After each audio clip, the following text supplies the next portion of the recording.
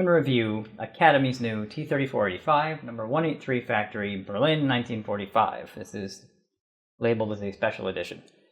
It is the second kit in Academy's new T-34-85 tooling. The first one came out this year still, kit number 13290. And that was number 112 factory. This is 183 factory. I would be lying if I said that I was a T-34 expert and could tell you exactly what that means. That's only the second one I've ever done, so let's check out if there's anything to be seen. Nothing there. And just some marking options here, and the fact that it has BE fret in the box. This variant does have bed spring armor, which is all done in photo etch, which is a little bit strange looking, to be honest. The instructions have some color callouts on the front. So the first thing I notice is that we have multi-piece hull, which I guess is a thing with Academy sometimes. I'm not a fan of that in general, at least when there's not significant detail to go inside and call for it. Then you have these basically spring housings, the firewall and the swing arms going on. Everything looks pretty simple. In here, there's just some towing shackle type stuff going on besides that. The idlers, and well, let's call it idler and drive sprocket for my sanity, but they all seem to be two-piece with a hub, and then they're telling you to put them all on. Pretty simple. Tracks are link and length, which is in this case just a large top with a bit of a wave to it, large straight bottom, and then indie links around the round bits. There's some PE stuff going on here. Lots of little front plate stuff.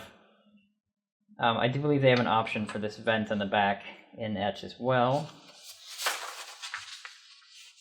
Yeah, which is right here. So here's like your etch and plastic versus just your plastic. Everything looks pretty simple still though. Very few pieces per step. Not a whole lot even to talk about. That's step 8. So onto the turret. Very simple again. 2 major halves, a few little bits and grab handles going on. The cupola looks like it's got a little bit of stuff to put on, but not much.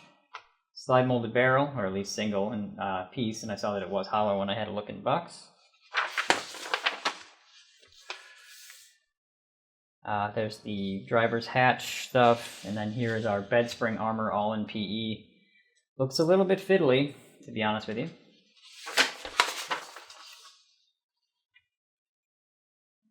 Definitely. Kind of a insane looking assembly, and then you've got string for tow cables instead of metal. Final assembly, putting the springs on, or bed springs on rather, and then adding the turret to the hull. Decals seem very, very simple, and that's about all I can really say.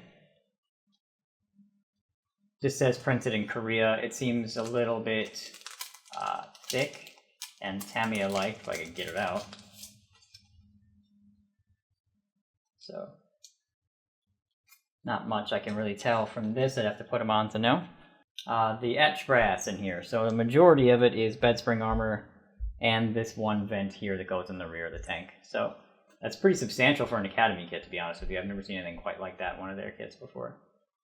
The first sprue that I have here is the 3 parts of the lower hull.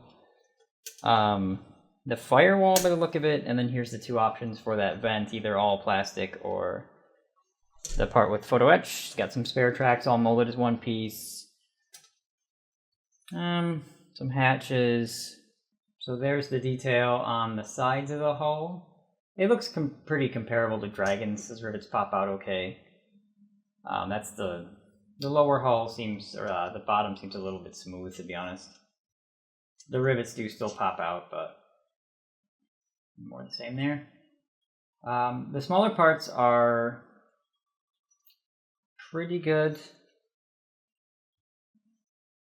It still kind of feels like Academy. I don't know how else to really put that. So here's the cast texture on that hatch. And to be perfectly honest with you, it feels a little bit like overdone. It feels a little what we call noisy in the game industry. There's that firewall, is completely smooth. So there's the molded on plastic version of that vent. There's the other piece. Looks alright. Spare tracks have no ejector pin marks on them on that side anyway. Next sprue is the upper hull. I think those are some more fenders and not much else on here. The upper hull surface, the details pop out well. It does still feel pretty crisp. The bevels here are sharp. Not quite as much as Dragon's, but pretty good. These details down here are actually quite nice. You've got that mold texture on here. It seems a little bit dialed down on the MG than it did on that hatch.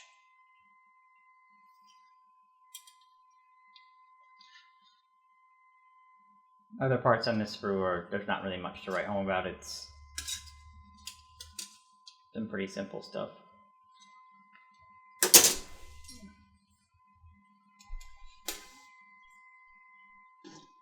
We've got two of this sprue. Here we have main wheels, like drive wheels and idlers, whatever they are on these particular tanks.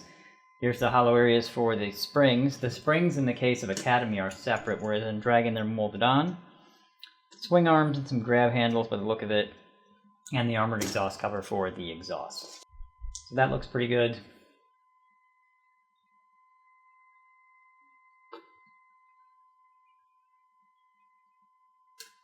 Detail on the wheels looks pretty good. Swing arms, you don't really see much of, but they look pretty good. Little, I don't know, little not quite as good as maybe some other companies, but pretty good. These seem alright. I'm not sure exactly what the gauge of those springs really is. Here's our turret sprue for the T-34 85 turret. Top, bottom, here's the rear plate and sort of the front of the hull. The turret is textured just like that hatch was. And to me, again, it looks very noisy. Now, I know Russian, technology was not up to what German was, but this looks like concrete. In the video game industry that I work in, I see people do this a lot when they learn tools. There's something called noise in a program called ZBrush that we use where you can add texture to something, and people tend to overdo it, and this looks like what happens when you overdo it a little. I don't know. I'd have to get really up close. I mean, if their steel was so imperfect that but it almost reads like carpet. I want to love it, and maybe it'll really pick up wash, so exaggeration is important in this sort of thing. So I'm really going to need to build it and paint it before I can really tell you, but my first gut reaction was, wow, that's amazing. And then like 2 seconds later, I was like, nah, that might be too much. So I'll get back to you on that one when I do the write-up of the build. There's our rear plate. That looks nice. Nothing on the other side. Yeah, I can't quite decide on that. This sprue is the gun and some hatches and upper turret detail. There's our gun barrel. It is slide molded by the look of it, and it is hollow. So that hatch looks pretty good. That looks pretty good too. There's the tip of your barrel. Only one sprue gate and on the rear. There's that texture again. You got some ejector pin marks on the inside of that hatch. Looks like your cupola looks alright, a little smooth, a little soft. These are how our tracks look. There's two sprues of this.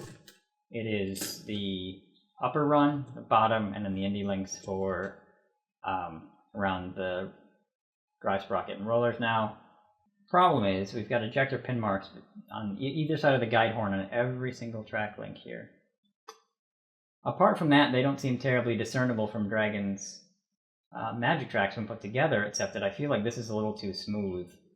T-34 tracks tend to be a little bit not this smooth even when they are in a straight run. There's the sag for our upper run. You can kind of see how it's shaped with the sprue like that. I mean, detail-wise, they seem okay. I would have preferred just indie links myself. And the pin marks may be hidden by the wheels primarily, but they are rampant. We have 4 of this sprue, which is our wheels. So all of the wheels are of this type. Some T-34s mixed types. So there's just this sprue 4 times. There's the detail on the wheels. It actually looks pretty nice. It looks like they just glue together that way. 1 male and 1 female plug. Then we have this sprue 4 times as well. This seems to be lots of grab handles, possibly hinges for hatches, all the little bits. Yeah, it looks pretty good. I like these protective things over top of our grab handles. That's pretty cool. It'll certainly prevent them from getting damaged. Those are our handles for the hull. Everything seems good. Not much to complain about.